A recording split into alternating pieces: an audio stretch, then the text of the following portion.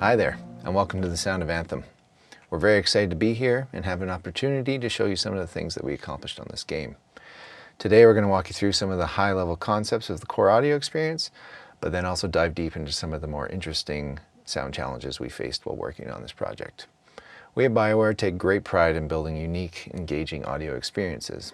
That pride is further bolstered by seeing all of you here today with an interest in what we do. Our studio is full of passionate and dedicated developers, trying not only to make the best experience for the players, but for ourselves as well. I mean, why else would anyone move to the Canadian North or the deserts of Texas if not to work at BioWare? With that, let's start off by telling you a little bit about who we are. Hey everyone, I'm Cody. I'm an audio director here at BioWare. I've been working in the industry for a little over 6 years now. I got my start doing cinematics for Dragon Age Inquisition after graduating from Vancouver Film School for sound design. On Anthem, I had a large chunk of product ownership for the game, including overseeing the gameplay audio crew and managing technical system design for audio.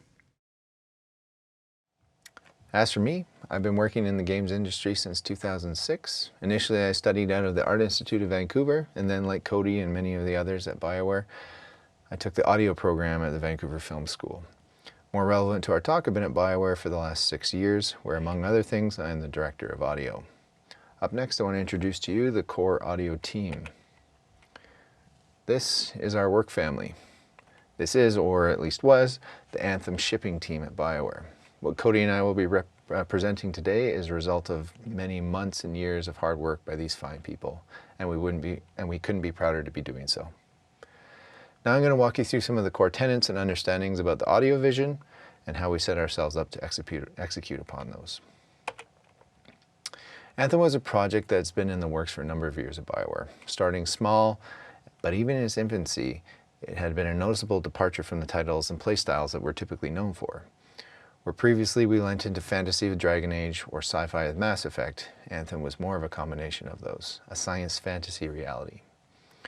While you can see elements of our past franchises, with some of Anthem's focus on character development or exploration of exotic locales, it was primarily fixated from day one to bringing super heroic, rewarding and engaging gameplay, complex and deadly enemy encounters, all while playing together with your friends. So with that, the audio vision we set for ourselves followed suit. Our drive was to produce the heroic action and technology of the Marvel Universe set in the living, foreign, hostile world of Avatar. In addition to that, we focused heavily on immersion and believability, while the overarching idea of the game and direction of our sounds had them lean into the otherworldly and fantastical. Our systems within the engine focused on treating them as if they had originated within the world as we know it. These were systems of dynamic reverbs to be the glue that pulled all the sounds together, interior versus exterior mixing based on your position or sources in defined areas, early and late reflection calculations, providing dynamic feedback from the area around you to inform slap off walls, etc. Switching content tails on area type. This is for weapons and explosions, having unique assets whenever they originate, for wherever they originate on the map. Roll-offs based on the speed of sound calculations for accuracy in proper delays on big explosions and thunderclaps. And then in relative orientation to focus the mix on what the player is looking at. The result being an immersive but out-of-this-world audio experience. Next, I'm going to walk you through some of the tools that we utilized to achieve these goals. To begin, our tool set. For those of you not aware, BioWare and nearly EA-wide, we use Frostbite as our development game engine. Created initially by DICE in Sweden for the Battlefield games, BioWare was a pioneer in bringing a tool that was built for first-person shooters primarily, and then have it serve a wider variety of titles. Our first game using it was Dragon Age Inquisition, where both Cody and I started with the company. It's a very powerful tool, its main benefit being that it's set up in a way to allow teams to access all other portions of the game in one way or another. So essentially, whatever you see in a level or in a character blueprint or on an animation timeline, you can access back to its root, then pull events and parameters off to inform your sounds. As you can imagine, it can be very empowering. Here are just a couple screenshots of 3 of our audio patches to show some of the levels of complexity on that back end after we've received events. First, you can see it takes a modular approach to building up patches using nodes of various functions. moving from inputs on the left to sample playback and manipulation in the middle to outputs on the right. You can see that there are vast possibilities and complexity within as well. This last patch here is our master patch for our player weapons, the primarily yellow stack in the middle representing many elements firing together to essentially build a sound at playback, rather than just playing something preconceived. Very similar to stacking up audio assets in a DAW. I'm not going to go into much more detail about the tool set itself, as there are more interesting things to see in here, but I just wanted to give you a brief peek behind the scenes to show that many of our sounds do follow the same approach. Source building. So a major foundation and tool for our work is finding unique and interesting source materials.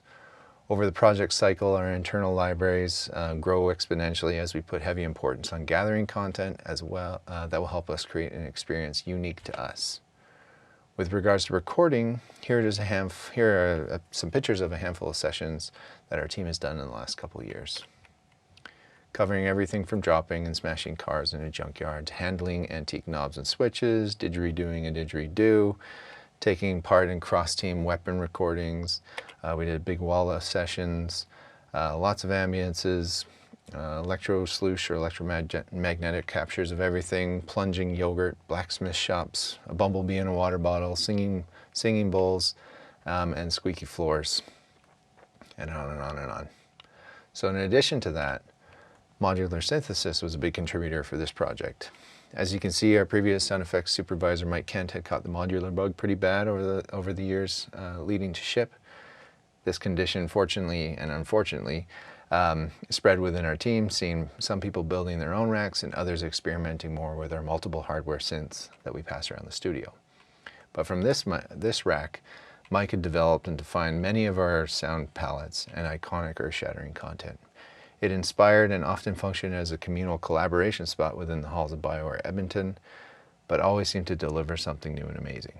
Here are a couple clips of the team catching some modular source and some of the in-game content where the results were worked into layers.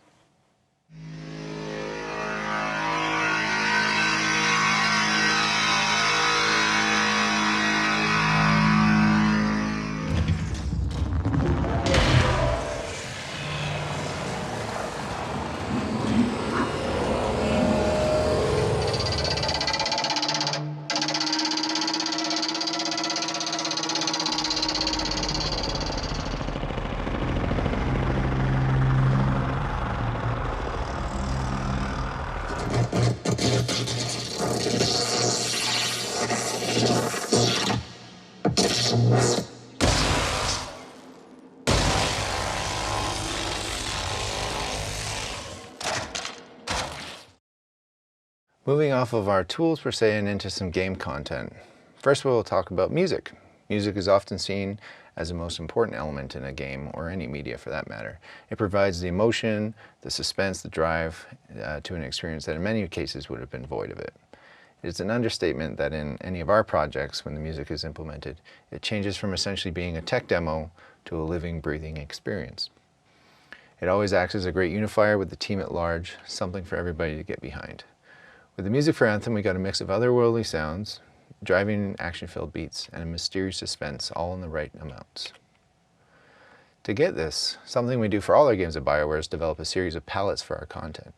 We do this for defining various factions of enemies, suit variants in the case of Anthem, weapon types, areas within the world, or in this case, the emotional pillars of music. So working with our project's creative director and lead writers, we build a compilation of descriptors for the overall core emotions of the game that we then work with the composer to bring across in the score. As you can see, the common themes mentioned before and the audio vision are represented here, creating a cohesive language for all to follow. Now let's talk about our composer. For Anthem, we selected an amazing talent in Sarah Schachner. Before joining our team, she had brought music to several excellent franchises and films, from Assassin's Creed to Call of Duty. She's been able to show great breadth in her content, and that ability was needed with the direction we were going. She truly is one of the best for creating a seamless combination of classic orchestra and choir, modular synthesis, vocoder and vocalizations, and then often using non-traditional source in traditional ways. With this, she provided a musical landscape that was not only full of emotion, but one that walked the line between a classic action game and this otherworldly sound. So here's a little bit of that.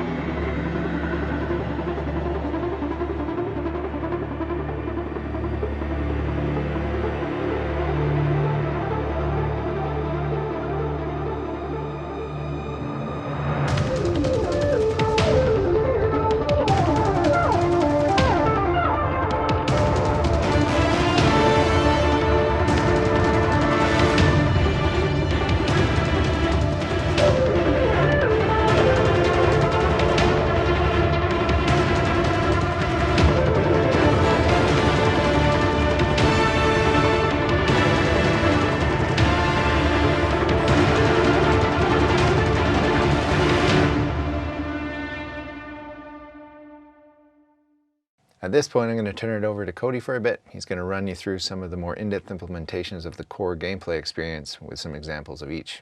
Should be a great showcase of the complexity that goes into some things you might not have really thought about as you blast around the map. Cody. Cool, thanks Eric. So since the large exosuits referred to as javelins are one of the biggest and most unique components of Anthem's action gameplay, we're going to do a deeper dive into how we went about constructing the audio for them. As Eric mentioned, one of the core tenets of the initial audio vision was this idea of having everything feel grounded in reality within the game's environments. This needed to extend to the suit design to deliver physicality and a mechanical accuracy to the technology of the world. This vision is most obviously represented by the Ranger and the Colossus suits, but we retain those ideas in every possible way for the more extravagant Storm and Interceptor suits as well. Let's take a quick look at the ideas that we used for each of the 4 suits, as well as some short videos of the full suite of actions that each suit was capable of performing. So starting off with the Ranger suit, this was intended to be our most accessible Javelin. It's a basic soldier class, and from an audio point of view, we wanted this class to be a simple expression of the game's audio vision, creating an obvious physical correlation to all the sounds used on the suit. It's what we described as medium tech, so as not to go too far into a high-tech or a sci-fi vibe. It's also kept us away from the low-tech and janky feeling. Its thrusters are explosive and punchy with high-frequency detail layers for the ignition triggers.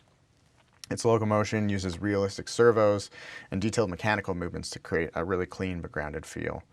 So here's the Ranger.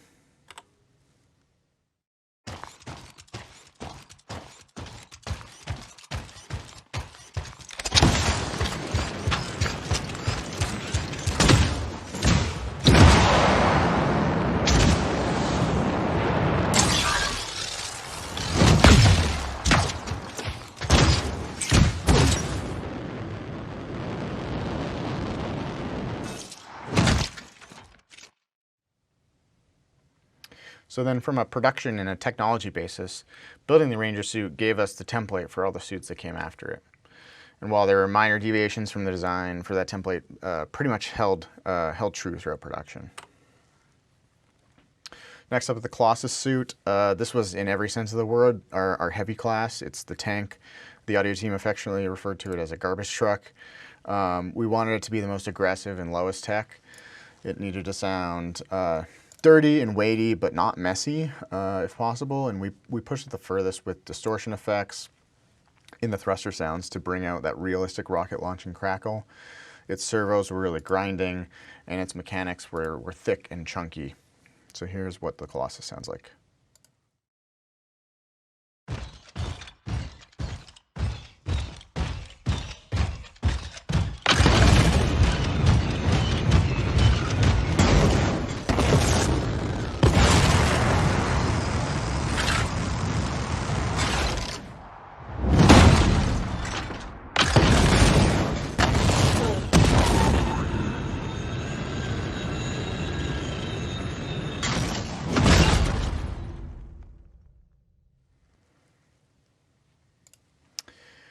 Up next is the Storm Suit. This was our Spellcaster class, and this really provided us with an opportunity to break away from the very grounded and realistic aesthetic of the Colossus and the Ranger suit.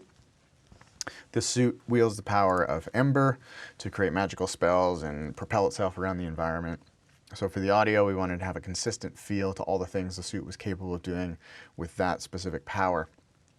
So you'll hear a lot of granular and glassy, liquidy elements, as well as some rolling thunder to give the abilities a really grand, explosive feel in the environment. Its locomotion contains more airy servos and then more resonant kind of plastic sounding mechanics. And then of course, we included additive layers for the cape flaps for the Storm, because that's an iconic part of its, part of its look. So here's what the Storm sounds like.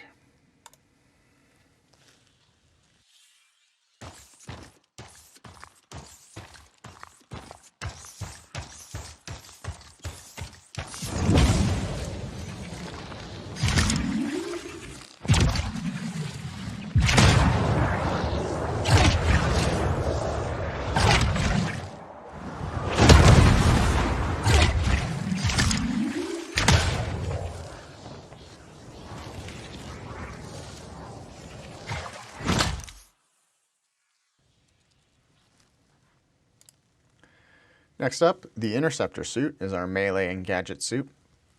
Its gameplay was speedy and agile, and it was a really great opportunity for us to explore that high-tech vibe. The concept of high-tech agility played into the sound design really nicely with a lot of tight, punchy thrusters, more sci-fi laser elements. Another interesting part of the sound design were the servos. One random idea that was thrown out was to reference Bruce Lee's iconic screams as a tonal basis for the movements. And Behiel, the principal sound designer for this suit, actually did design a sound based on that idea. So remember when you hear this little squirrely synth sound layered into the movements, it was actually inspired by this.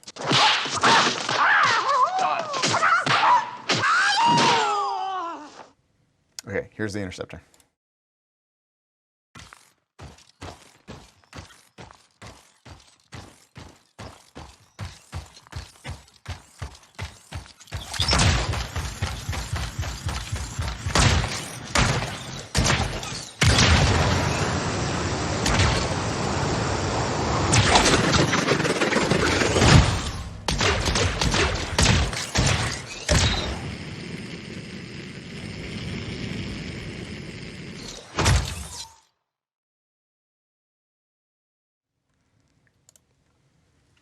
So, as I said, when we built the Ranger, it provided a good template for us to base the remaining suits on.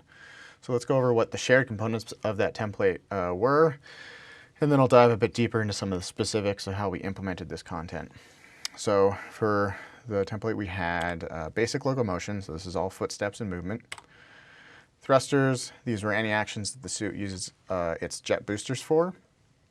So this include all jumping, sprinting, evading, hovering, and flying. The hovering and the flying had more specific logic for the looping components of those states to get them to react to the character's flight velocity, pitch, and lean. Then we had swimming, which was essentially a simplified version of the flight loop system. We had falling and landing. We had sliding on steep surfaces. We had melee both on the ground and from the air. And then all the additional animation coverage for things like mantling, reloads, emotes, arrivals, victory poses. And I'll expand on that system a little bit more shortly. So first off with LOCOMOTION, like much of our content, our LOCOMOTION was built in modular layers. The modular design gives us a lot of flexibility to better react to the animations by using real-time game parameters to control the sound's playback. The layers built for the JAVELIN LOCOMOTION were a base layer, which is a simple initial transient layer.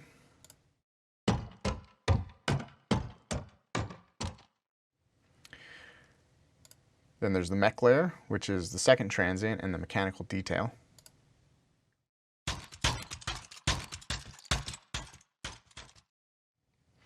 Then what we do is we use the character speed to scale a delay between the triggering of the base and the mech layer, and then that kind of treats them like a heel and a toe respectively, for a more pronounced difference between walking and running. That sounds like this.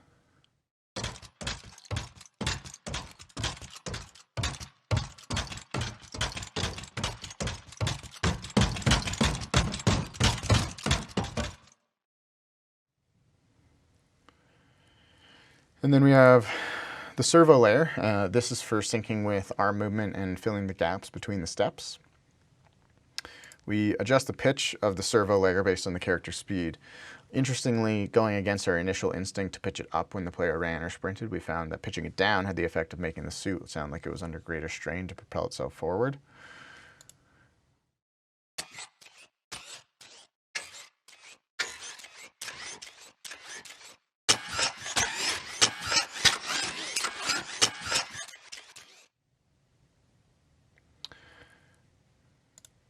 Next, we had the material layer. This is just a generic material sound with different content based on the JAVELIN size. So for this, we used the current ground material's softness rating and controlled which layer of these layers held the initial transient for the step. So on hard surfaces, the base layer would be the base transient of the footstep, but on soft surface, we switched and the material layer held the initial transient. And this helped prevent the stacking of multiple transients, which would have caused the sound to get muddied.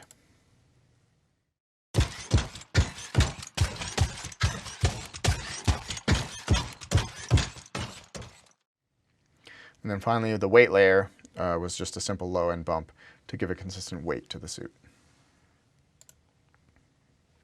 Our flight sounds for the game were built into 3 layers. So we had the body, which is the main thruster sound, typically an engine afterburner distortion, with the wind to sell the movement through the open air, and then a noise layer to represent the environment the player was flying through. The body and the wind layer had 2 blended intensities that were constantly crossfading between each other based on physics parameters. Noise would transition between interior and exterior.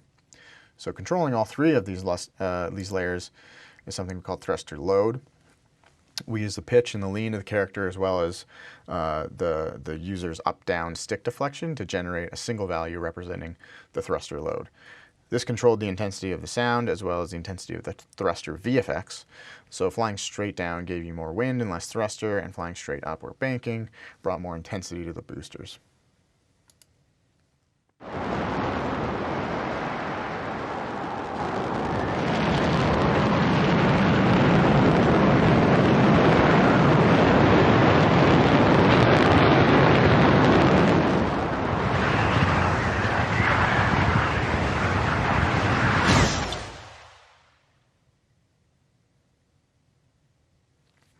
So once we had the base flight sounds established, we thought it would be interesting to try and get a little bit more reactivity from the physical environment built into the flying sound. So for this, we repurposed our raycast system. And this is the same system we used to simulate early reflections in the game. Doing these ray checks, we would know when you were flying past transient objects as well as skimming a contiguous surface. And we had one-shot whooshes as well as loops for skimming on the left and the right as well as below the character. This actually evolved into a really cool multi-department collaboration whereby the system that the audio team had built for flybys was able to be fully integrated with VFX and actually design to do things like the cooling of the JAVELIN thrusters when skimming the water.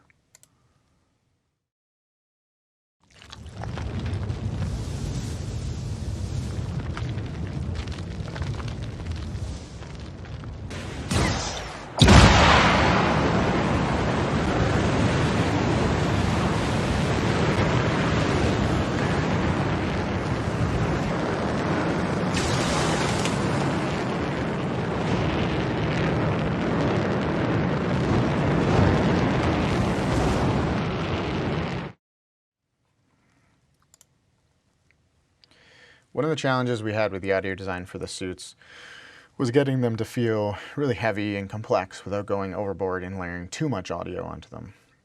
This issue was especially prevalent with lands. We started the sounds for the suit's landing state, of course, and had even conditionally swapped them based on the fall velocity. But we still weren't properly really capturing the full weight and energy of the 1-ton mech suits falling through the air, impacting the ground. So to demonstrate this, here's what the lands sound like just by themselves in game.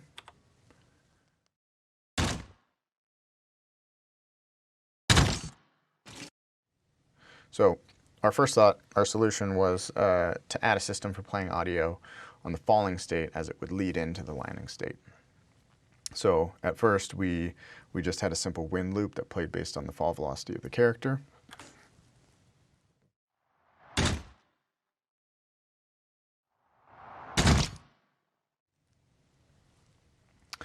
And that was kind of interesting, but we weren't really capturing the kind of dynamics that would make it feel dramatic. So we needed to be able to play one-shots before the landing impact so we could get a lead-in whoosh that would capture the energy better. Luckily, animation had already built a way to generate the predicted time to land while falling through the air. And then using that, we could hand design one-shots of a fixed length and trigger them at the exact right moment. For this, we had 3 intensities of landing possible, depending on how far you had fallen, so I mirrored that with the incoming one-shots. And then we had a hard land state, was a specific state where you go impact the ground and have a short recovery time to get up. So I made that incoming sound much longer to build up that energy. We also had a second loop sweetener that was more chaotic. And then with a consistent timing, I then could apply that to all of the suits. And then it didn't take too long to get everything covered, and the results were pretty good.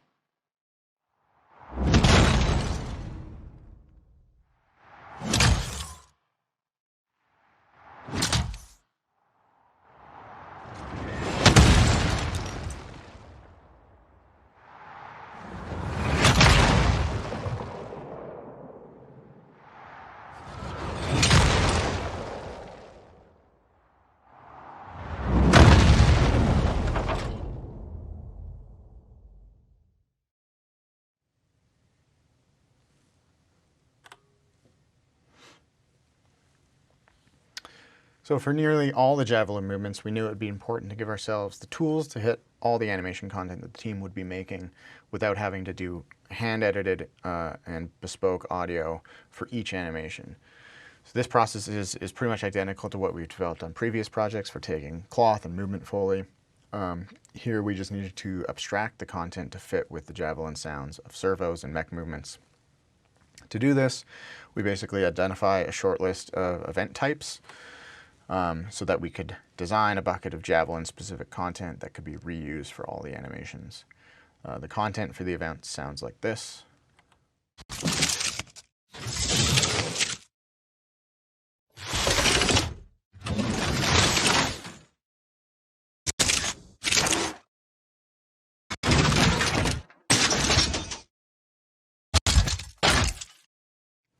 So as baseline, this would give us decent coverage, and then anything super specific we could layer on top.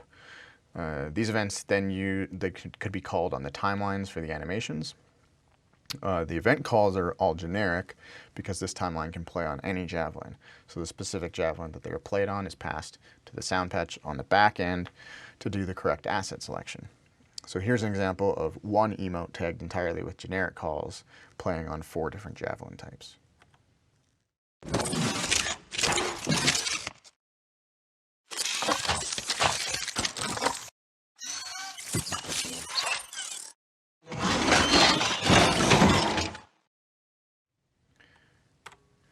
All right, so now moving on from the Javelins, the creatures of Anthem were always conceptualized to be that thing that brings forth the sense of danger and discovery to the world. In order to help us deliver on this vision, we partnered with Boom Audio to get a couple brand new sound libraries made featuring some really incredibly unique creature source and animal source for our games. In addition to all of our own recording that Eric mentioned, collaborating with Boom was a huge help in delivering a lot of these aggressive, visceral, and foreign-sounding creatures. Their source sounds can be heard throughout the game's creature sound design. So here's some examples of some of the creatures in Anthem.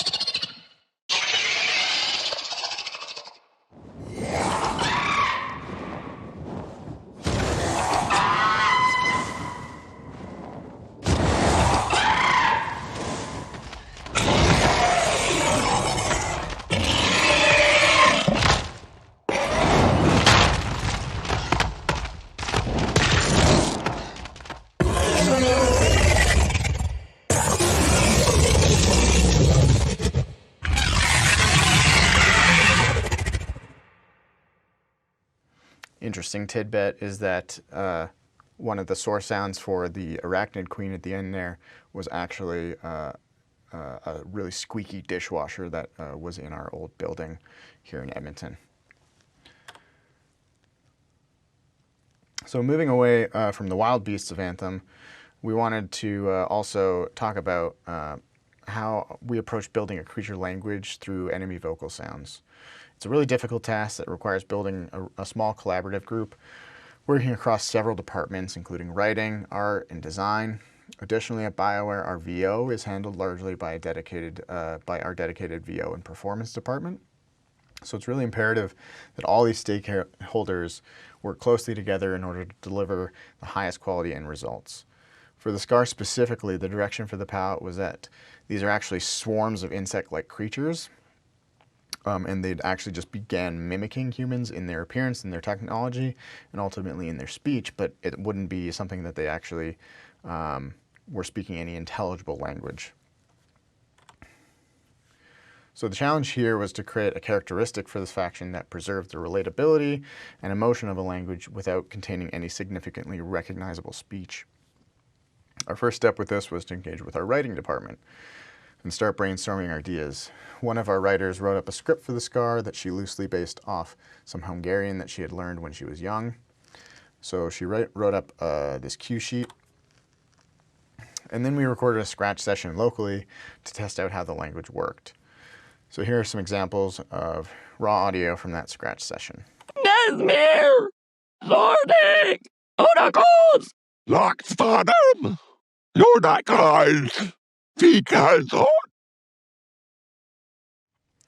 So we were able to take that and then start working through some of our ideas for processing for the scars. And here are those.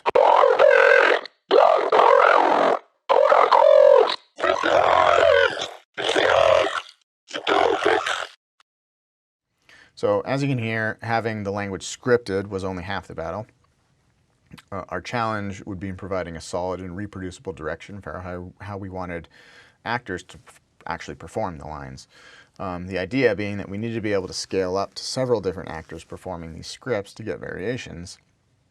But that meant we really needed to put a lot of effort into capturing our gold standard example before we were able to trigger a pipeline to expand on the content. For this, we hired some outside help. We have a very talented voice actor named Olaf Jonsson, and Olaf actually specializes in creature vocalizations.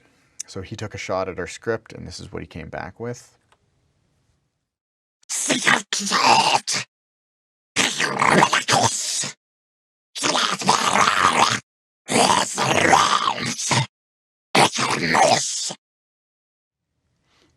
Lucky for us, that performance did a great job of capturing the aggression and the menace we were needed from the palette. And then after doing some extensive work on the processing change, we finally landed on the vision of a swarm of insects speaking a broken non-language through a janky radio. Here's Olaf's performance after being processed.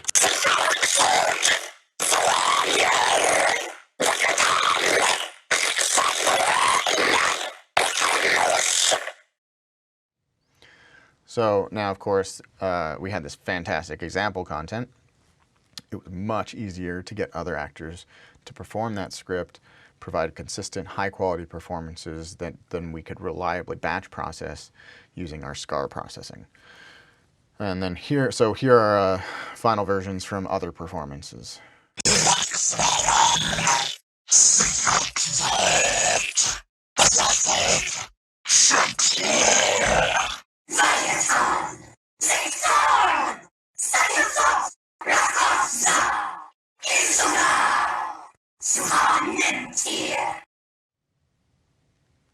Okay, and that's all for me. So I'm going to throw it back over to Eric to talk about some of the systems we used to build Anthem's dynamic world audio. Thank you, Cody. So to wrap up our more detailed looks into the audio, I wanted to quickly walk you through a couple of our processes for getting the world of Anthem to stand up to a benchmark of realism in its function, but fantastical in its presentation. The approach to Anthem's world audio was essentially having all elements work together to inform the whole. Over the previous two projects, we started to build a core set of level audio tools that have enabled us to cover our vast worlds with great accuracy. So we're achieving this by systems that deal with automatic mixing and switching of content, interior versus exterior prioritization systems, dynamic day-night cycles with advanced timelines determining density and frequency of wildlife to be heard throughout the days, supportive weather, sitting atop dynamic real-world based weather systems, and then a set of tools that lean into procedural placement and data collection. To that last point, essentially we have a way to tag up all the objects in our worlds, giving them unique identifiers to then feed back to a centralized collation point. Those tags are then weighed against each other, prioritized, and eventually serve as drivers for which core ambiences to play, as placements for point source sounds, or as locations for contextual audio content to feed back from. So you can see in this little animation, the player essentially acts as a polling point for the data around you at any given moment. That data then drives the underlying systems to do the things mentioned just before. You can imagine setting all this up as quite a task, but the result was a more or less automatic coverage of our large regions. This then allowed our teams to focus on custom sounds and situations to override that base layer. So let's take a quick look at that in action. Just a little bit of context before we start here. What you're going to see as we get close is the debugs start appearing on screen. These points that will initialize as blue, then they'll turn green as they're active and transmitting back to the system the type and size of content that they represent. So because in this example, these are mainly foliage and it is daytime, the core ambience will switch to our day jungle palette with the corresponding reverb, area type settings, as well as that daytime point source content.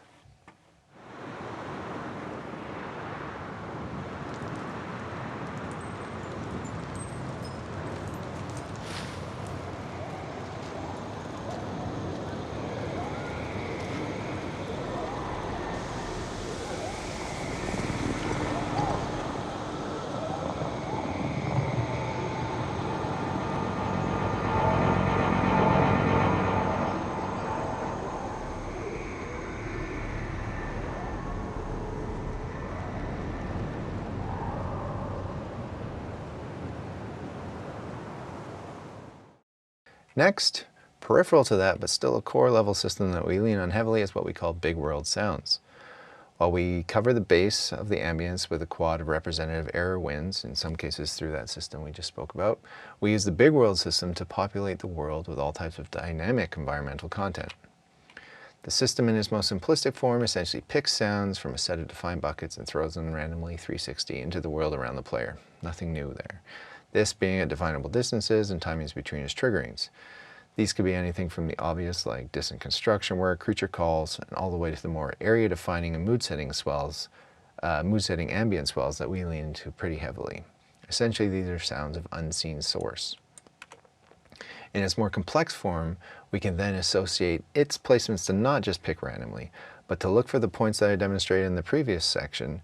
This then allows us to do things like having birds only trigger from placements in tree canopies, or random conversations playing off of actual NPC groupings, etc., etc. So in the end, you have a level of density and accuracy in the soundscape that is again more or less built procedurally as you move within it. So let's take a little peek at what I'm talking about. The first part of the video will be showing debug of queuing sounds looking to play back in the Big World system at that given time and location. What follows is a mix of level ambiances with one-shot Big Worlds triggering from across the game.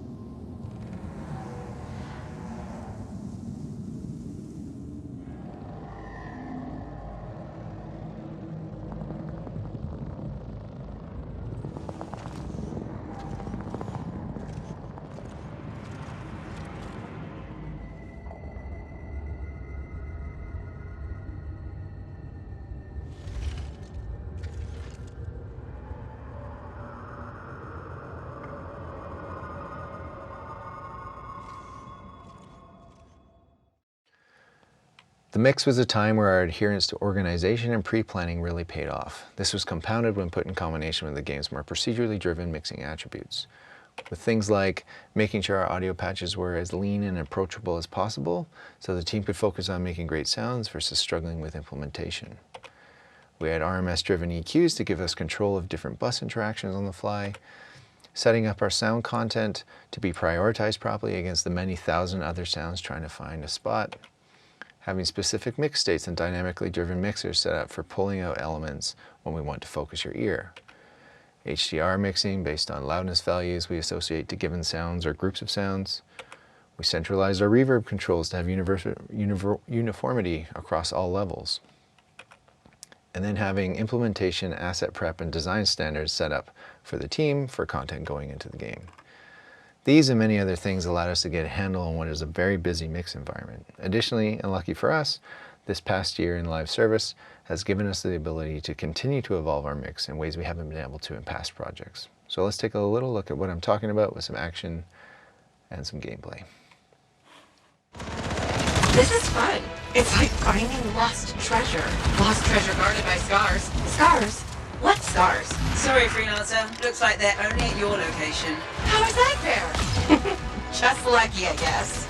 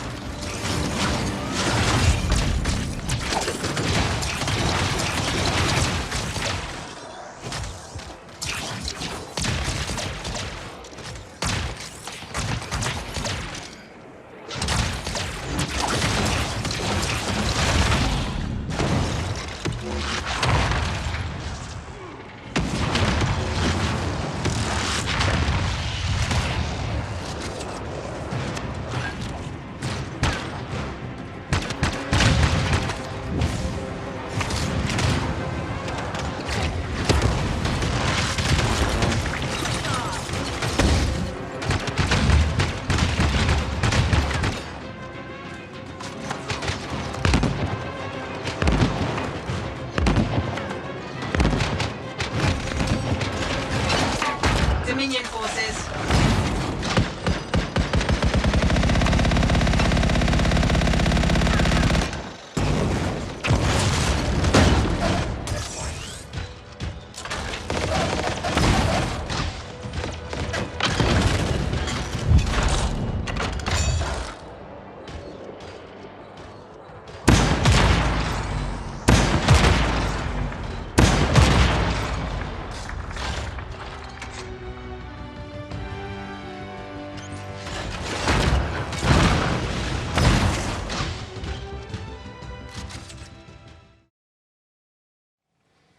And that's it. On behalf of both of us, the core audio team back in Edmonton and Austin, and all the others that you can see scrolling by that have helped us and our team deliver another great sounding experience at BioWare, we thank you so much.